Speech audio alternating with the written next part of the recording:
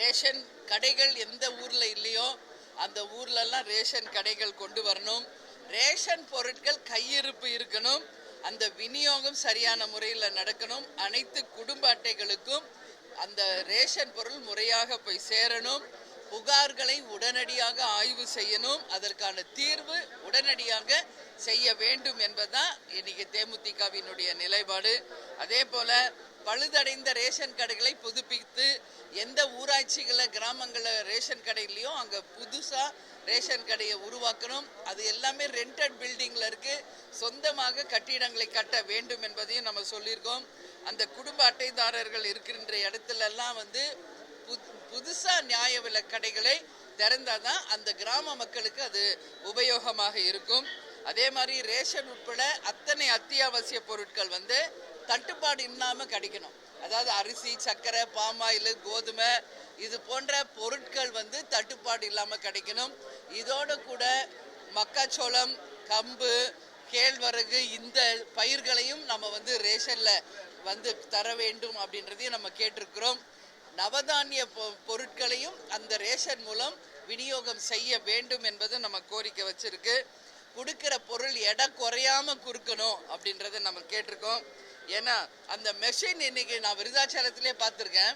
அந்த எடை போடுற மிஷின் நிறைய இடத்துல ஃபால்ட் இருக்கு. அந்த மிஷினரி எல்லாம் உடனடியாக சரி செய்து அது மக்கள் பயன்பாட்டுக்கு கொண்டு வரணும். பயோமெட்ரிக்கே பல இடத்துல வேலை செய்யறது கிடையாது. அந்த பயோமெட்ரிக் இம்மிடியட்டாக சரி செய்து பயனாளிகளுக்கு அது உதவி செய்யணும். இப்போ கர்ப்பிணி பெண்கள், மாற்றுத்திறனாளிகள், வயசானவங்கெல்லாம் வராங்க. இப்போ நம்மளுக்கெல்லாம் எப்படி ஃபாஸ்டேக் கொடுக்குறாங்களோ அது மாதிரி ஃபாஸ்டேக் மாதிரி அவங்க துரிதமாக ரேஷன் பொருள் வாங்குறதுக்கு அதுக்கு ஒரு புதுசாக ஒரு கார்டு அவங்க மாற்றுத்திறனாளிகளுக்கும் வயதானவர்களுக்கும் தரணும் அப்படின்றதும் நம்ம கேட்டிருக்கோம். நெல் உடனடியாக கொள்முதல் செய்யப்பட்டு அதை உரிய கிடங்குகளில் பாதுகாக்கப்பட்டு உரிய நேரத்தில் அது மக்களுக்கு விநியோகம் பண்ணும். ஒரு பக்கம் பார்த்தா அரிசி விலை ஏறிக்கிட்டே போயிட்டு இருக்கு. ஒரு பக்கம் பார்த்தா சம்பாவும் இல்லை. இன்னைக்கு சம்பா இது வரைக்கும் விலையில, ஏன்னா தண்ணி இல்லை. கடமடை வரைக்கும் இன்னைக்கு தண்ணி கிடையாது. ஸோ ஒரு பக்கம் விளைச்சல் இல்லை, ஒரு பக்கம் விலைவாசி உயர்வு, ஒரு பக்கம் பார்த்தா அதை பாதுகாக்காம மழையில நனைஞ்சு முளை விட்டு போயிட்டு இருக்கு. எல்லா மூட்டைகளும் நனைஞ்சு வீணா போயிருக்கு. ஸோ இது சிஸ்டம் கம்ப்ளீட்டா சரியாகணும். எல்லா இடத்துலையும் உடனடியாக நெல் கொள்முதல் பண்ணணும். இப்போ கிராமத்திலேருந்து அது நெல் கொள்முதல் வர்றதுக்கே ரொம்ப நாள் ஆகுது. அதுக்குள்ளே மழையில் நனையுது. அதனால் கிராமங்களுக்கே சென்று நேரடியாக நெல் கொள்முதல் செய்ய வேண்டும் என்பது போல பல விஷயத்தை நம்ம சொல்லியிருக்கோம். விருதாச்சலம் தொகுதிக்காக நாங்கள் நிறைய விஷயம் நான் சொல்லணும்னு நினச்சிருக்கேன்.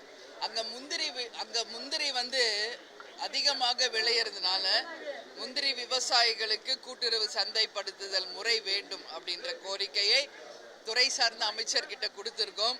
அதே மாதிரி சுட்டு வட்டாரத்தில் இருக்கிற முந்திரி சாகுபடி மொத்தத்தையுமே கூட்டுறவு முறையில் கொள்முதல் செய்து சந்தைப்படுத்தி அதன் மூலம் நிச்சயமாக பேக்கிங் செய்து அந்த பொருட்களை விருதாச்சலம் மையத்திலிருந்து அதை ஒரு எக்ஸ்போர்ட் குவாலிட்டிக்கு டெவலப் பண்ணால் அந்த விவசாயிகளுக்கு அதனால் பெனிஃபிட் வரும் அப்படிங்கிறதையும் அந்த பாயிண்ட்டை நம்ம அமைச்சர்கிட்ட கொடுத்துருக்குறோம். அதே மாதிரி அந்த கள ஆய்வில் பார்த்தோம்னா மதிப்பு கூட்டப்பட்ட அந்த முந்திரியினுடைய ரா மெட்டீரியல்லேருந்து மதிப்பு கூட்டப்பட்ட பொருட்களாக மாறும் பொழுது அதில் அதிகமான லாபம் இருக்குது. சுய உதவி குழுக்கள் மூலமாகவும் அதை டெவலப் பண்ணணும்னு சொல்லியிருக்கோம். இன்னைக்கு கூட்டுறவு அப்படின்னு பார்த்தாலே கடன் தள்ளுபடி தான். அந்த கடன் தள்ளுபடியை தான் விவசாயிகளும் ஏழை மக்களும் எதிர்பார்க்குறாங்க. அந்த முழு கடன் தள்ளுபடி செய்ய வேண்டும் என்பதும் நம்ம சொல்லியிருக்கோம்.